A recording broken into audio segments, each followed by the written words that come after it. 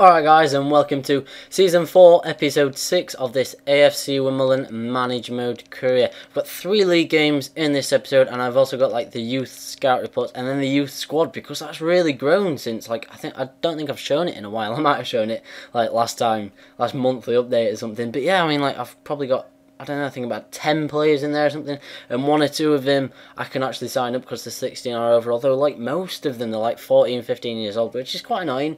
But like I said, I'm not aiming at improving my youth players at the minute this season. That is next season, and obviously if I can get a full starting 11 of youth players, that'd just be totally amazing. So kicking on with the first game in this episode against Bristol Rovers. Now they've got a decent team like Aniasa up front, Zabrowski also up front, but in the 10th minute we got a bit lucky here. Wellard got the ball, like a bit of a deflection-ish, if you like, and then gave it to Adameno, and Adameno slammed it into the back of the net. So 12 minutes gone, we'd taken the lead 1-0. So it was a great start to the game, and again, Adameno absolutely on form this season. He gave the ball to Wellard. Wellard gave the ball to Yusuf, and Yusuf nearly scored with about 2 or 3 deflections, maybe, you know, just a few deflections.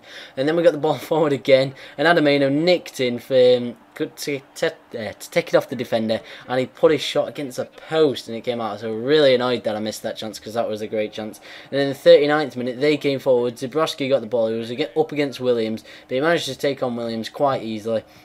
And then he managed to avoid the sliding tackle. He whipped it in, and Aniasa headed the ball home for 1-1 in the 42nd minute. So it was a bit frustrating that they came back after we'd missed a few chances, but we came straight back at them. And in the 43rd minute, Adameno got the ball, ran forward, had a shot. The keeper saved it well, and Luke Moore couldn't follow up the rebound. In fact, actually, that follow-up was just ridiculously rubbish. But into the second half, straight away from kickoff, Adameno gave the ball to Moore.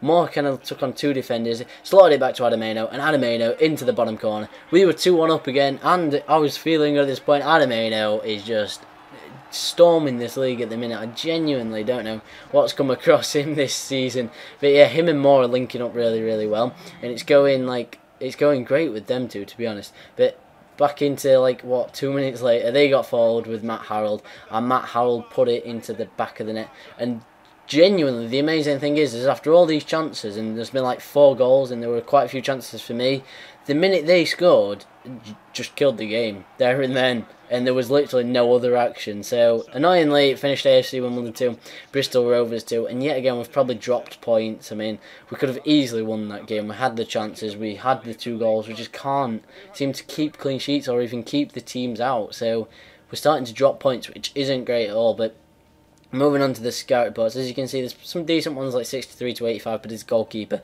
and I'm not really looking at signing goalkeepers. But then 69 to 91, I was just like, yes, I'm getting him. I've got the money to sign him, and I was like, yep, I'll bring him up and I'll sign him. But I also rejected that play because his maximum play potential was 74, and then the Australia scouts found loads like 54 to 74. I decided to reject. 62 to 82, again, it's a goalkeeper. 63 to 83 wasn't bad. He's a striker, but I decided to leave him for another month. 63 to 85, it's pretty decent. 69 to 87, centre mid. I thought, yep, scouted him for 3 months, I'm getting this kid.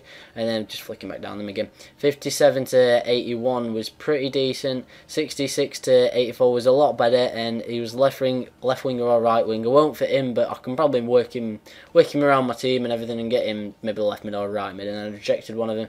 And then 65 to 91 I also signed. So I've signed quite a few youth players there from the Australia scout, and then obviously the Dutch scout came back, Ruben Plet.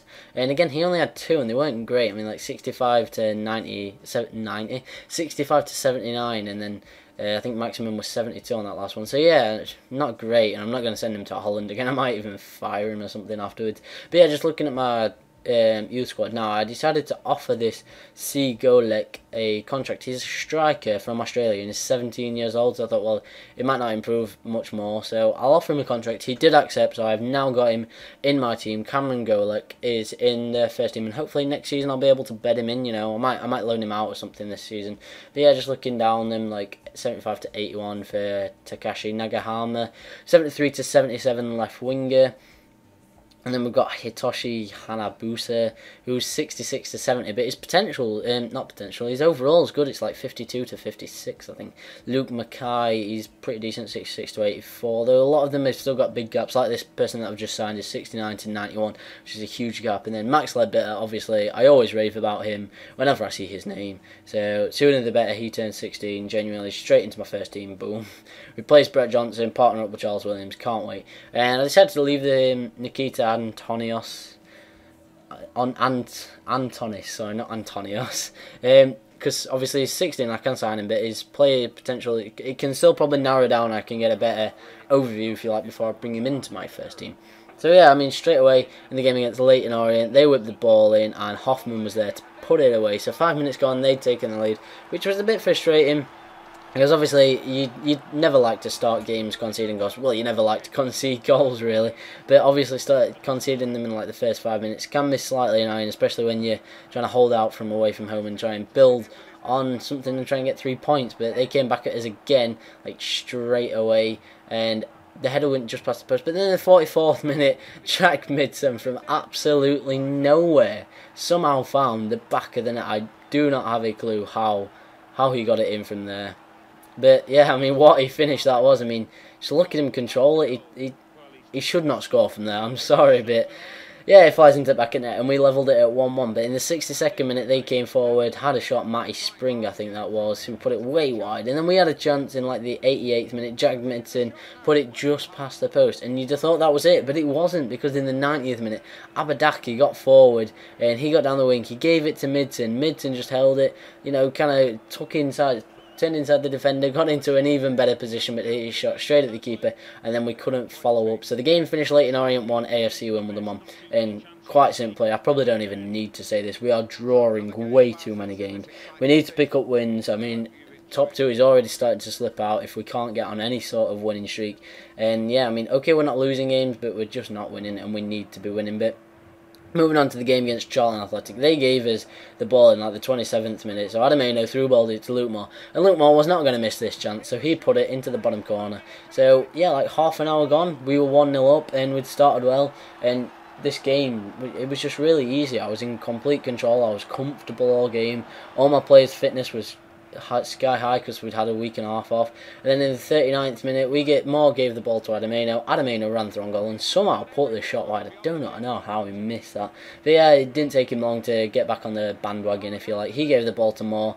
It was a complete mix-up here. I do not know what happened, but the ball fell to Moore and somehow he got it under the keeper. How the keeper did not save that, I do not know. But I took it, and 43 minutes gone, we were 2-0 up, and the 3 points were ours, quite literally. I mean, I could not have been in even more control of the game. But in the second half, they got one lucky break. I slid in with Chris Bush, completely mistimed the tackle, and I gave them a penalty. So they had a way back into the game. But I thought, oh well, even if they score this penalty, and they've still got to come back and get another one. And this was like their first attack of the game. But Danny Green stepped up and put it into the top corner expertly. I was never going to save that. So 62 minutes gone, they'd pulled one goal back. But like I said again, I felt really, really comfortable. And I still thought, yeah, I can hold out for these 3 points. I might even be able to nick a third and be able to kill the game off. Annoyingly though, as you probably all expected, that didn't happen, and Stevens picked up the ball. There was a huge gap in my defence. I do not know where my defence was. He managed to get right into the 6-yard box and then put it past the keeper in the 87th minute.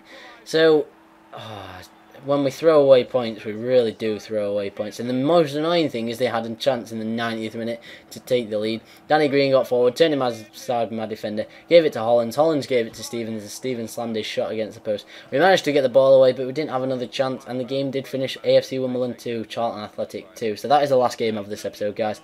And I cannot tell you my frustration I have had recently playing FIFA. Like, I've drawn way too many. I mean, how many have I drawn? I'm 8th in the league. I've drawn 8. I've lost 3. Losing 3, playing 18 games is really good. But I've drawn 8 of them. I just cannot draw anymore, honestly. I need to go on a bit of a winning streak, and I'm trying to get on a winning streak, but it's just not happening. So yeah, at the minute, I sit 8th in the table after 18 games. And we're like 3 points behind 6. And now, obviously, I'm just going to aim for 6. I'm going to really try and cement a playoff spot if I can. Top 2 is probably going to be too far for me. I've just not got the consistency on my team to get these winning runs together and to get into the top 2 and hold a top 2 position. So yeah, playoffs this season, and then obviously hopefully get through in the playoffs. If I don't, then I genuinely will probably cry, because this will be another season in League One, which I just don't want to do. So yeah, I'm going to end this episode right here, right now, guys. So as always, thanks a lot for watching. Don't forget to like and subscribe. Follow me on Twitter, drop a comment in the comment section below, and I will see you next episode. Peace!